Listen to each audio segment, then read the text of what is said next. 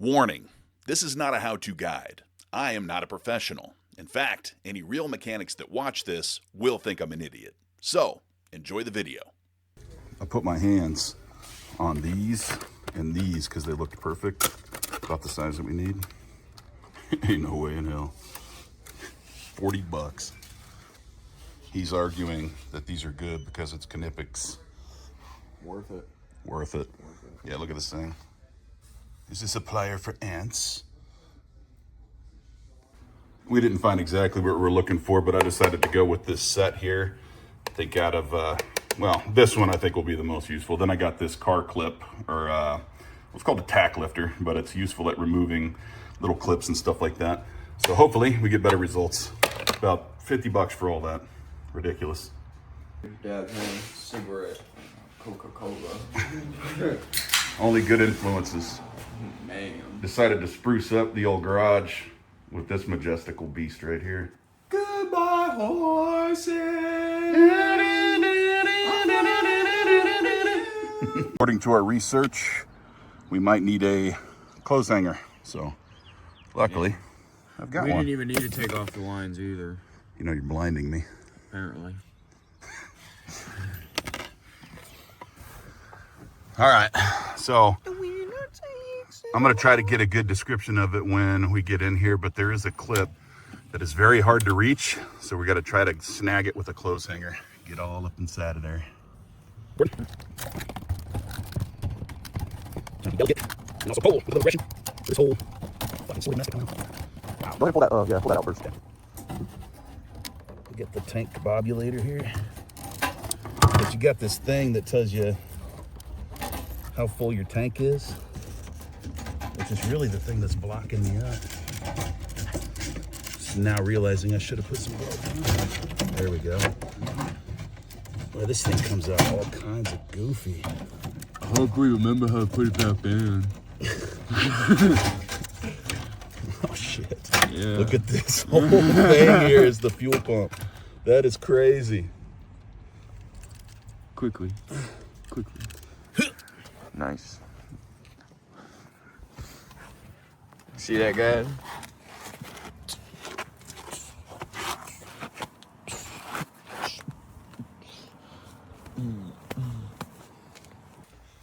So this is the, you can see it, okay, that's a good, so that's the, I guess, tool I made with the clothes hanger. I just put a little sharp point there to grab and pull. And yeah, we did have to use a hanger to abort this thing. And what you're looking for on the pump itself, when you're trying to rip this thing out, is it's kind of hard to see, but you get in there, you slip it right back behind that, and then you just pull with your clothes hanger to pull that up, and it'll actually just lift it. So you don't have to do anything else. If you get the hanger under there, or whatever long tool you have to do it, you get it, pull that tab, and it just pulled it right up. One thing I did want to point out is I thought we were going to have to remove this stuff, but we didn't. So all of these on the interior here inside of the pump, you can get this whole thing out without doing it. But this, look at this weird thing. Yeah.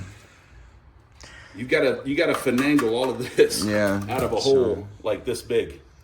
Yeah. A hole this big. You got to figure out how it goes in there. And I know this part is that's what tells you whether or not your gas tank is full or empty. Yeah. So Yeah. full, So and this that is was usually you right about here. This is full. This is usually you right about here. No. What? No. No way. Always taking kind of a risk when you're a shade tree mechanic such as myself. You go with the best diagnosis that you can think of, and like I said, this one we narrowed it down to fuel. Didn't seem like it was getting to the engine. And there's also a telltale sign with these things whenever you start your car. Yeah, that does look a little burnt out there. But when you start your car, you always hear a little 2-second thing that goes like, and that's your fuel pump initiating, sending fuel to the motor. And I didn't hear that when we started it up. Oh, what's going on? It's fucked up. Usually. Damn, man. My butt crack hanging out.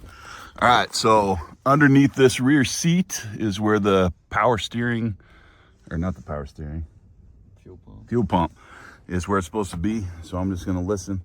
Don't start it, just crank it forward to the accessory. We'll see if we hear some kind of a noise.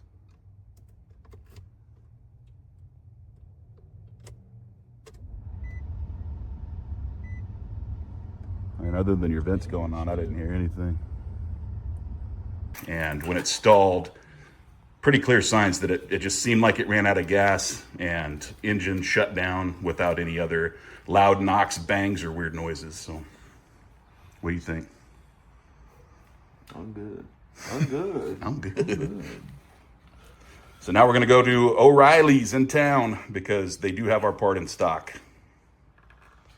Unfortunately, all the parts stores in town were only selling the fuel pump without the sending unit.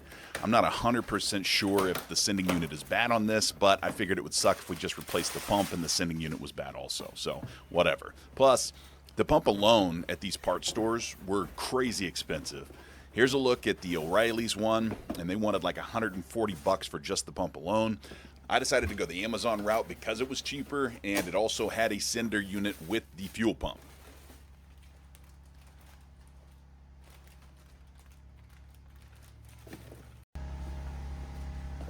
So it does look like there's going to be some assembly to it.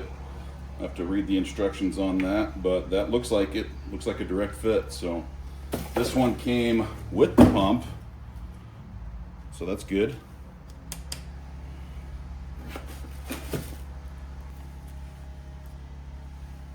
By the way, this step right here, number one, this is the most important step. It says 1, open the packaging box to remove the product. Are we really in a state like this that we need that explained to us?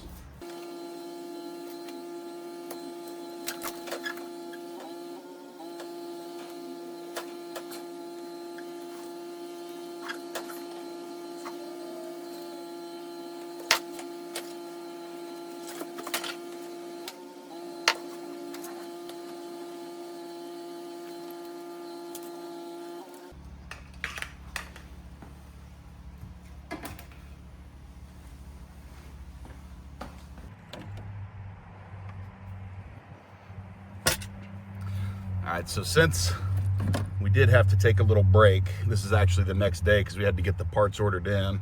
I'm just going ahead and getting back to work on it. I know my boy would probably rather I wait, but I really don't want to wait until he gets off of work, which is late.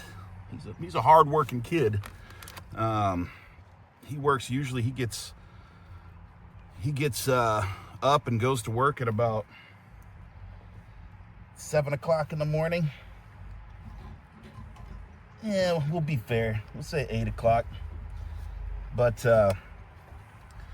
yeah, he gets up, he goes to work, and he's a diesel mechanic, so he's working hard pretty much all day. Which is, he's kind of actually some of the inspiration for me wanting to do my own stuff.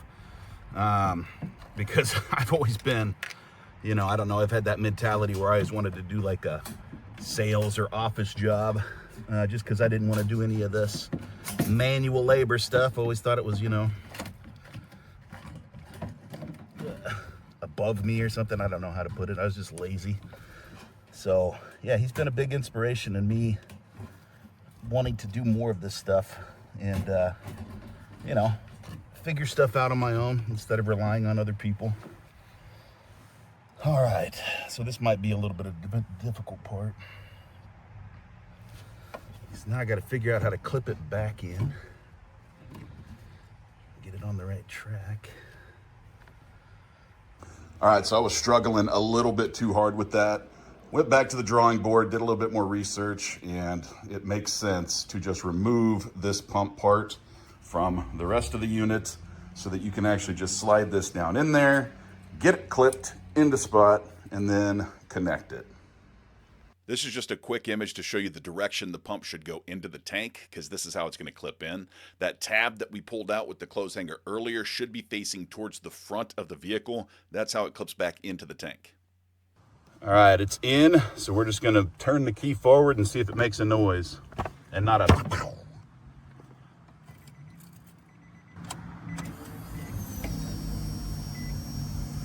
Yep.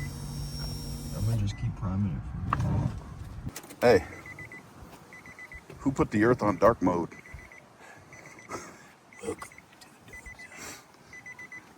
Wanna give her a shot? Yeah, I'm gonna just do one more after this, Alright. just to get it all. Alright, guys. All right. I'm jumping out if it explodes.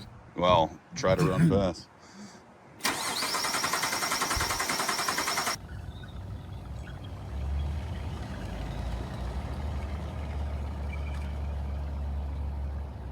Well, they call him Jay Curtis, he's a thrift store legend, just searching for a little piece of his own heaven. His rap career never took off, now he doesn't have money and his hands are soft. He does sales for a living, now he's plump and fat, but he's tired of being lazy, so he's gonna fix that. Now he figured it was time to get a little dirty, though he probably should have started when he was still in his 30s. He's the fixer finder, he'll either find it, fix it, or fuck it up. He's the fixer finder, and I guess that just about sums it up.